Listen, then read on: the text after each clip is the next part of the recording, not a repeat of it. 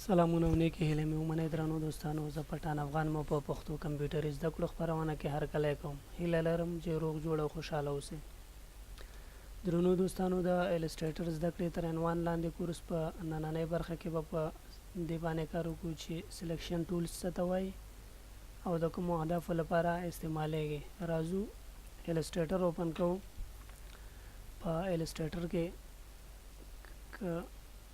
لومړی تاسې راشئ فایل مینو ته او په فایل کې نیو آپشن یو نوی چوکاټ یا کاري ساحه به موږ ځان دپاره اوپن کړو.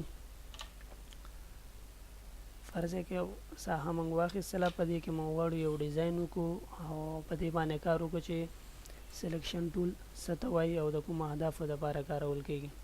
دلته که تاسې راشئ د دې السټریټر انټرفیس ته وګورئ، نو په دې بره سر کې تاسو ته مینو بار ښکاري، مینوګانې دي.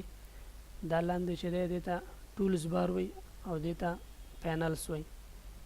نو راځو په ټول بارز کې زموږ نننی درس سلیکشن ټول دی.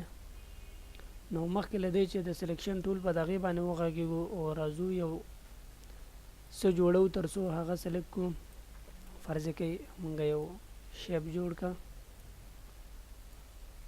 او دته به یو کلر هم ورکړو، سټوک هم ورکړه ورته د بیلګې په طور. دا یو شیپ دی. اوس راځو موږ عملا په دې باندې کار کوو چې سلیکشن ټول په دې باندې کومې عملي سرته رسولی شي.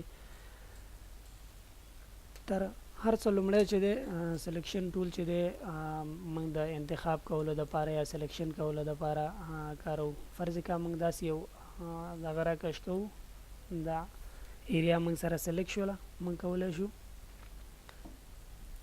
دا په دې ډول هم سلیکټ کړو چې کلیک پې وکړو، چپ کلیک. او دوهم دغه د سلیکشن ټولز دا دی چې کله موږ یو کاري ساحه په دې دغې باندې سلیکټ کړله، نو د هغې په مرسته موږ کولی شو د هغه سایز ته تغییر ورکړو. که چېرته تاسې دا له یوه کونج نه داسې کش کړئ، تاسې به وګورئ چې د دې سایز به بدل شي. خو یاد مو وي چې کله تاسې هم د یو شیپ یا یو ډیزاین سایز بدلوئ او هغه له وړوکي نه غټوئ یا غټ نه وړوکی کوئ، نو شفټ آلټ ورسره ونیسئ تر څو دواړو خواو ته په مساویانه ډول دغه سایز تغییر وکړي.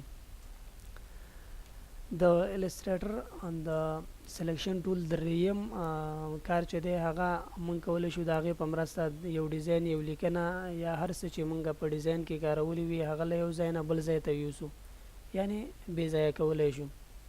تاسې ګورئ دا شیپس له یو ځای نه بل ځای ته موږ انتقال کړه. څلورم د کارولو ځای د سلیکشن ټول په السټریټر کې دا دی چې موږ کولی شو یو شیپ د هغې په مرسته تاو کړو. تاسې ګورئ کله چې موږ تاو موږ ته دلته زاویه هم ښیي. خو که چېرته تاسې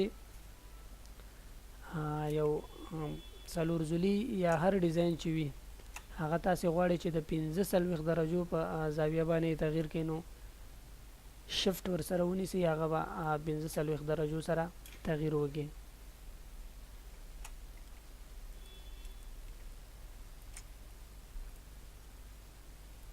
پنځم د استعمال ځای د سلیکشن ټول د دې دپاره موږ استعمالوو چې د دې په مرسته باندې موږ یو ایټم یا آیکن یا هر څه چې موږ ډیزاین کړي وي هغه سلیکټ کړو او د آلټ په مرسته له دنه یو کاپي واخلو.